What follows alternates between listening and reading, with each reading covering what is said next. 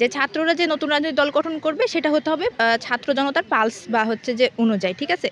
এখানে যে আমরা বিগত ফ্যাসিবাদী যেসব দলগুলো দেখেছি, যে দখলদারিত্ব রাজনীতি বলেন বা হচ্ছে যে তোষামোদি, চাঁদাবাজি, এইসব বিষয়গুলো আমরা চাই যেন ছাত্র জনতার দলে না থাকে।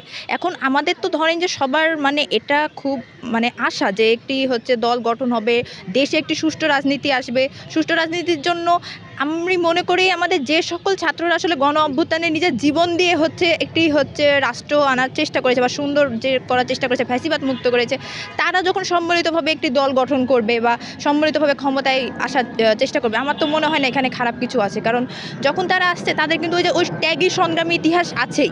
তো তখন যারা ধরেন যে তাদের এই সংগ্রাম বা ইতিহাস যখন একটি দেশ গঠনের কাজে লাগাবে তখন এটা অবশ্যই ভালো হবে।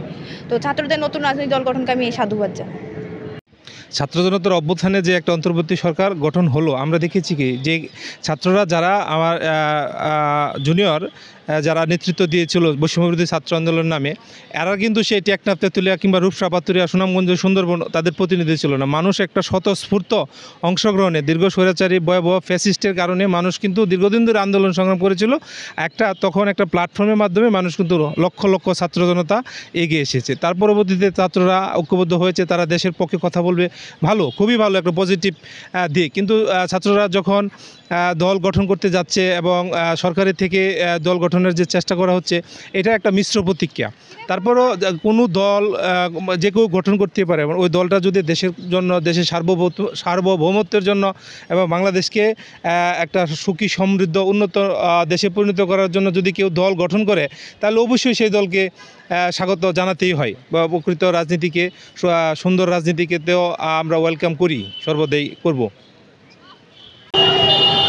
অবশ্যই পজিটিভ দিক, কারণ ছাত্ররা যখন এরকমের একটা রাজনৈতিক দল করবেন, তারা আধুনিক থাকবেন, বর্তমান সময়ের সাথে তাল মিলিয়ে কীভাবে চলতে হয় সেটা দেখবেন। এবং যেহেতু তারা বৈষম্য বিরোধী একটা আন্দোলন থেকে শুরু করেছিল, তা সেই বৈষম্য বিরোধী যে একটা সমাজ গঠন করা, সেটার ব্যাপারে তারা কেয়ারিং থাকবেন। বিচার বিভাগের থেকে, নির্বাচন ব্যবস্থা থেকে, প্রত্যেকটা জায়গায় থেকে একটা আধুনিকতা আসবে বলে আমি বিশ্বাস করি। ছাত্রদের তরুতাজা প্রাণের বিনিময় এবং ছাত্রদের তাজা রক্তের বিনিময় 2000+ ছাত্র জনতার জীবন এবং প্রায় 50,000-এর বেশি ছাত্র জনতা পঙ্গুত্ব বরণ করে এই ফ্যাসিস্ট আওয়ামী সরকারকে দেশ থেকে বাধ্য করে নতুন প্রজন্মের জন্য একটি নতুন দেশ উপহার দিয়েছে। মূলত এই ছাত্র সমাজের বড় অবদান।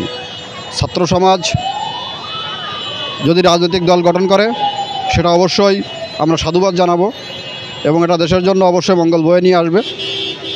কারণ আগামী দিন আসছে তারুণ্যের দেশ, তারুণ্যের বাংলাদেশ আমরা গড়তে চাই। আমরাও দেখতে চাই আগামী দিন এই তারুণ্যের বাংলাদেশে কোনো ধরনের বৈষম্য, জুলুম স্থান পাবে না। এবং এই তারুণ্যের বাংলাদেশ গড়ার জন্য ইতিমধ্যে ছাত্ররা একটা রাজনৈতিক দল গঠন করবে ঘোষণা দিয়ে মাঠে নামছে। তারা মোটামুটি একটা নামও নির্ধারণ করেছে, অতি সত্বর হয়তো এটা পাবলিশ করবে আমরা আশা করছি।